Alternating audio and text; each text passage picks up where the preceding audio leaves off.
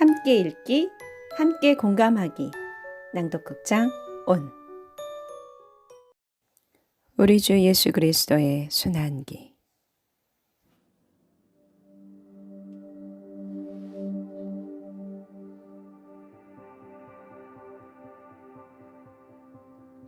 마르코가 전한 우리 주 예수 그리스도의 순환기입니다. 파스카와 무교절 이틀 전이었다. 수석 사제들과 율법 학자들은 어떻게 하면 속임수를 써서 예수님을 붙잡아 죽일까 궁리하고 있었다. 그러면서 백성이 소동을 일으킬지 모르니 축제 기간에는 안 된다 하고 말하였다. 예수님께서 베타니아에 있는 나병 환자 시몬의 집에 계실 때일이다. 마침 식탁에 앉아 계시는데 어떤 여자가 값비싼 순 나르드 향유가 든 옥합을 가지고 와서 그 옥합을 깨트려 그분 머리에 향유를 부었다. 몇 사람이 불쾌해하며 저희끼리 말하면서 그 여자를 나무랐다. 왜 저렇게 향유를 허투루 쓰는가? 저 향유를 300데나리온 이상에 팔아 그 돈을 가난한 이들에게 나누어 줄 수도 있을 터인데. 예수님께서 이르셨다. 이 여자를 가만두어라. 왜 괴롭히느냐? 이 여자는 나에게 좋은 일을 하였다. 사실 가난한 이들은 늘 너의 곁에 있으니 너희가 원하기만 하면 언제든지 그들에게 잘해줄 수 있다. 그러나 나는 늘 너의 곁에 있지는 않을 것이다. 이 여자는 자기가 할 수 있는 일을 하였다. 내 장례를 위하여 미리 내 몸에 향유를 바른 것이다. 내가 진실로 너희에게 말한다. 온 세상 어디든지 복음이 선포되는 곳마다 이 여자가 한 일도 전해져서 이 여자를 기억하게 될 것이다. 12제자 가운데 하나인 유다 이스카리옷이 예수님을 수석 사제들에게 팔아 넘기려고 그들을 찾아갔다. 그들은 그의 말을 듣고 기뻐하며 그에게 돈을 주기로 약속하였다. 그래서 유다는 예수님을 넘길 적당한 기회를 노렸다. 무교절 첫날, 곧 파스카 양을 잡는 날에 제자들이 예수님께 물었다. 스승님께서 잡수실 파스카 음식을 어디에 가서 차리면 좋겠습니까? 예수님께서 제자 두 사람을 보내며 이르셨다. 도성 안으로 가거라. 그러면 물동이를 메고 가는 남자를 만날 터이니 그를 따라가거라. 그리고 그가 들어가는 집의 주인에게 스승님께서 내가 제자들과 함께 파스카 음식을 먹을 내 방이 어디 있느냐 하고 물으십니다 하여라. 그러면 그 사람이 이미 자리를 깔아 준비된 큰 2층 방을 보여줄 것이다. 거기에다 차려라. 제자들이 떠나 도성 안으로 가서 보니 예수님께서 일러주신 그대로였다. 그리하여 그들은 파스카 음식을 차렸다. 저녁 때가 되자 예수님께서 제자들과 함께 그곳으로 가셨다.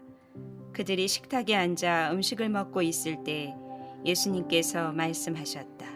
내가 진실로 너희에게 말한다.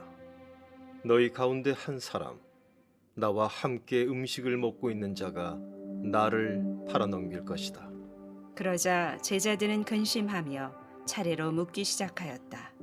저는 아니겠지요? 예수님께서 이르셨다. 그는 12 가운데 하나로서 나와 함께 같은 대접의 빵을 적시는 사람이다. 사람의 아들은 자기에 관하여 성경에 기록된 대로 떠나간다. 그러나 불행하여라. 사람의 아들을 팔아넘기는 그 사람은 차라리 태어나지 않았더라면 자신에게 더 좋았을 것이다. 제자들이 음식을 먹고 있을 때 예수님께서 빵을 들고 찬미를 드리신 다음 그것을 떼어 제자들에게 주시며 말씀하셨다. 받아라. 이는 내 몸이다. 또 잔을 들어 감사를 드리신 다음 제자들에게 주시니 모두 그것을 마셨다. 그때 예수님께서 이르셨다. 이는 많은 사람을 위하여 흘리는 내 계약의 피다. 내가 진실로 너희에게 말한다. 내가 하느님 나라에서 새 포도주를 마실 그날까지 포도나무 열매로 빚은 것을 결코 다시는 마시지 않겠다. 그들은 찬미가를 부르고 나서 올리브산으로 갔다. 예수님께서 제자들에게 말씀하셨다. 너희는 모두 떨어져 나갈 것이다. 성경에 내가 목자를 치리니 양들이 흩어지리라고 기록되어 있다. 그러나 나는 되살아나서 너희보다 먼저 갈릴레아로 갈 것이다. 베드로가 예수님께 말하였다. 모두 떨어져 나갈지라도 저는 그러지 않을 것입니다. 예수님께서 베드로에게 말씀하셨다. 내가 진실로 너에게 말한다. 오늘 이 밤 닭이 2번 울기 전에 너는 3번이나 나를 모른다고 할 것이다. 베드로가 더욱 힘주어 장담하였다. 스승님과 함께 죽는 한이 있더라도 저는 결코 스승님을 모른다고 하지 않겠습니다. 다른 제자들도 모두 그렇게 말하였다. 그들은 겟세만이라는 곳으로 갔다. 예수님께서 제자들에게 말씀하셨다. 내가 기도하는 동안 너희는 여기에 앉아 있어라. 그런 다음 베드로와 야고보와 요한을 데리고 가셨다. 그분께서는 공포와 번민에 휩싸이기 시작하셨다. 그래서 그들에게 말씀하셨다. 내 마음이 너무 괴로워 죽을 지경이다. 너희는 여기에 남아서 깨어 있어라. 예수님께서는 앞으로 조금 나아가 땅에 엎드리시어 하실 수만 있으면 그 시간이 당신을 비켜가게 해주십사고 기도하시며 이렇게 말씀하셨다.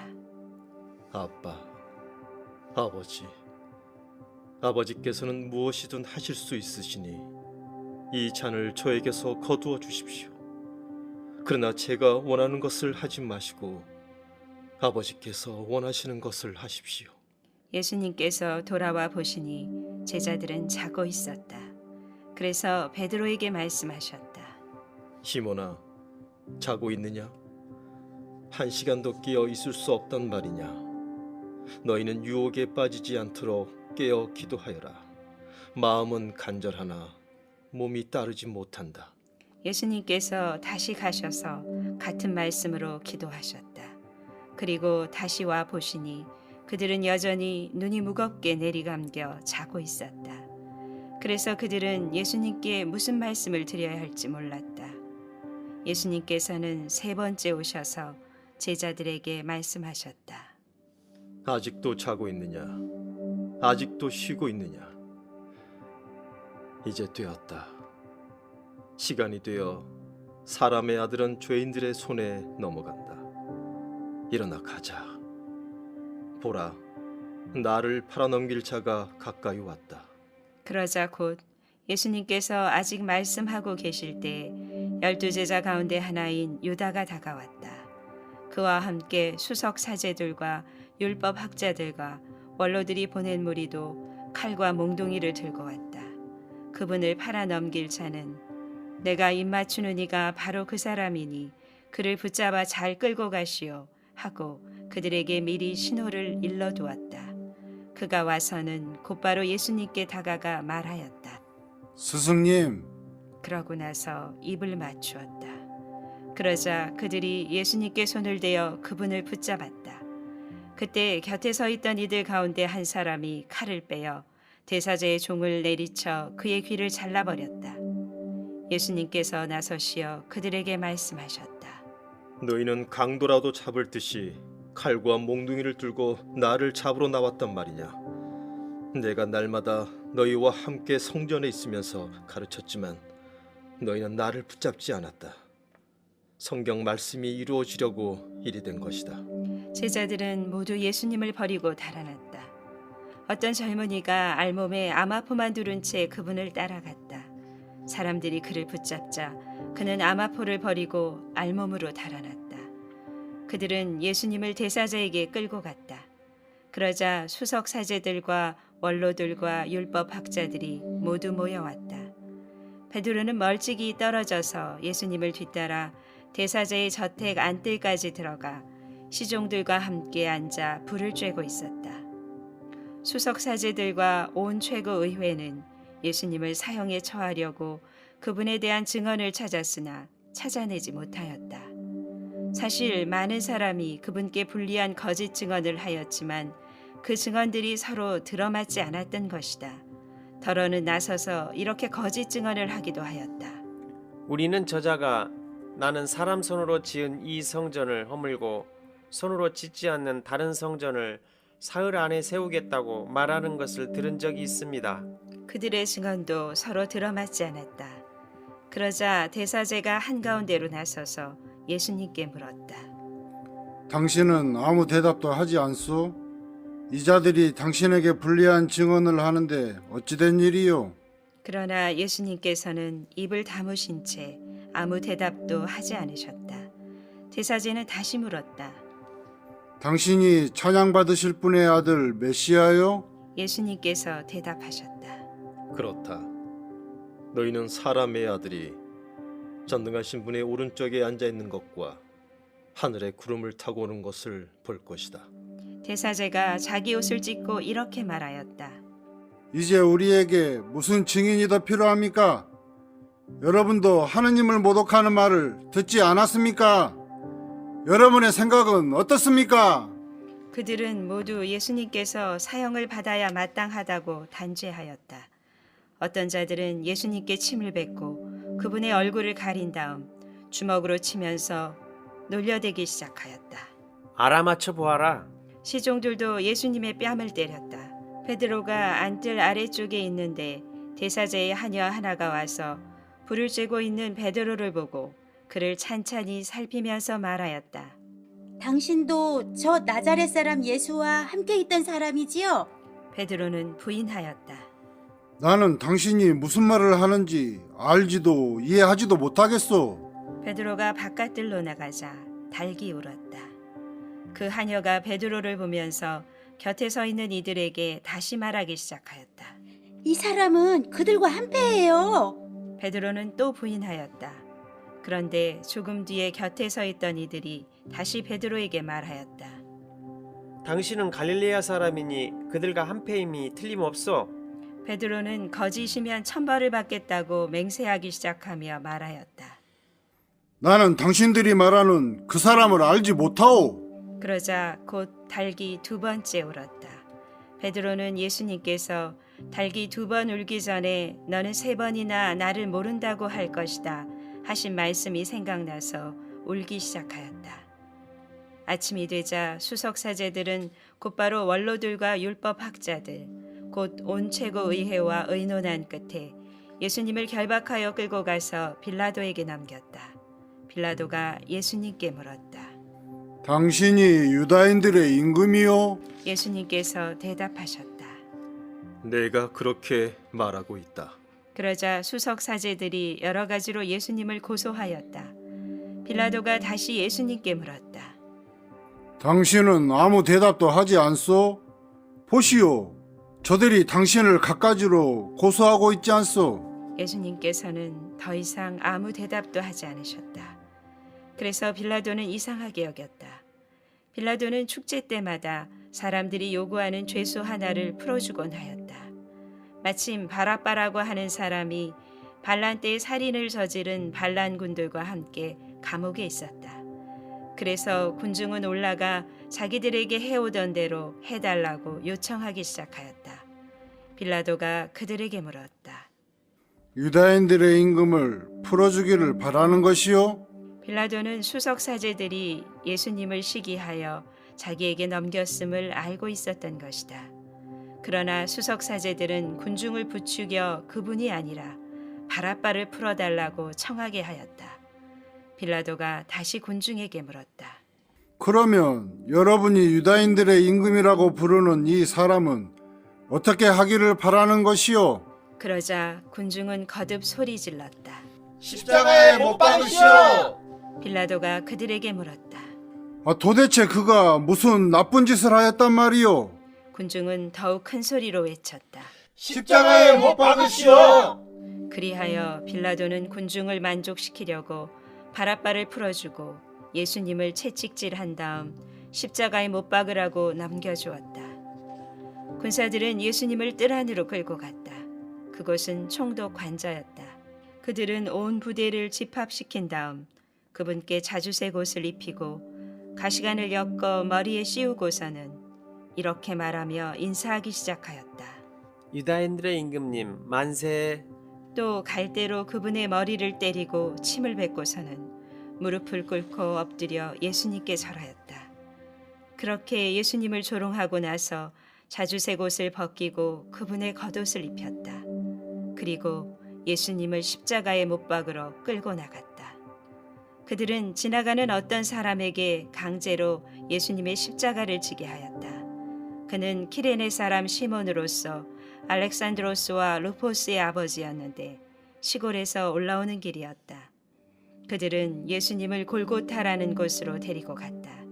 이는 번역하면 해골터라는 뜻이다. 그들이 모략을 탄 포도주를 예수님께 건넸지만 그분께서는 받지 않으셨다.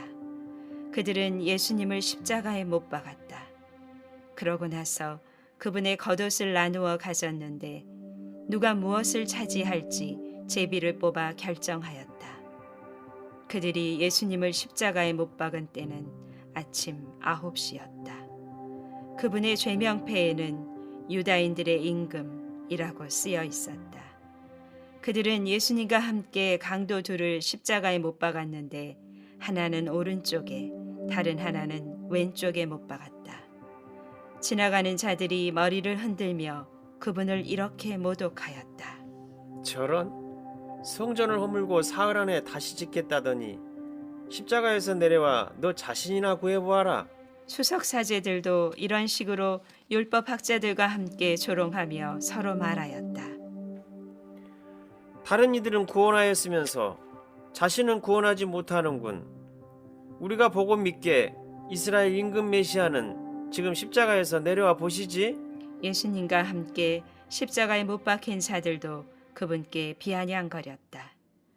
낮 12시가 되자 어둠이 온 땅에 덮여 오후 3시까지 계속되었다. 오후 3시에 예수님께서 큰 소리로 부르짖으셨다. 엘로이, 엘로이, 레마 사박트니. 이는 번역하면 저의 하느님, 저의 하느님, 어찌하여 저를 버리셨습니까? 라는 뜻이다. 곁에 서 있던 자들 가운데 몇이 이 말씀을 듣고 말하였다. 저것 봐, 엘리야를 부르네. 그러자 어떤 사람이 달려가서 해면을 신 포도주에 적신 다음 갈대에 꽂아 예수님께 마시라고 갖다 대며 말하였다. 자, 엘리야가 와서 그를 내려주나 봅시다. 예수님께서는 큰 소리를 지르시고 숨을 거두셨다.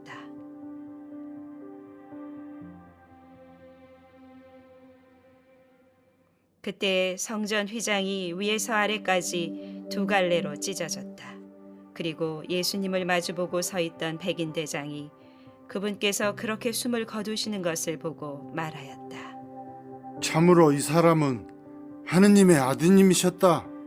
여자들도 멀리서 지켜보고 있었는데 그들 가운데에는 마리아 막달레나, 작은 야고보와 요새의 어머니 마리아, 그리고 살로메가 있었다. 그들은 예수님께서 갈릴레아에 계실 때 그분을 따르며 시중 들던 여자들이었다. 그 밖에도 예수님과 함께 예루살렘에 올라온 다른 여자들도 많이 있었다. 이미 저녁 때가 되어 있었다. 그날은 준비일, 곧 안식일 전날이었으므로 아라마테아 출신 요셉이 빌라도에게 당당히 들어가 예수님의 시신을 내달라고 청하였다. 그는 명망 있는 의회 의원으로서 하느님의 나라를 열심히 기다리던 사람이었다. 빌라도는 예수님께서 벌써 돌아가셨을까 의아하게 생각하여 백인 대장을 불러 예수님께서 돌아가신 지 오래되었느냐고 물었다. 빌라도는 백인 대장에게 알아보고 나서 요셉에게 시신을 내주었다. 요셉은 아마포를 사가지고 와서 그분의 시신을 내려 아마포로 싼 다음 바위를 깎아 만든 무덤에 모시고 무덤 입구에 돌을 굴려 막아 놓았다. 마리아 막달레나와 요새의 어머니 마리아는 그분을 어디에 모시는지 지켜보고 있었다.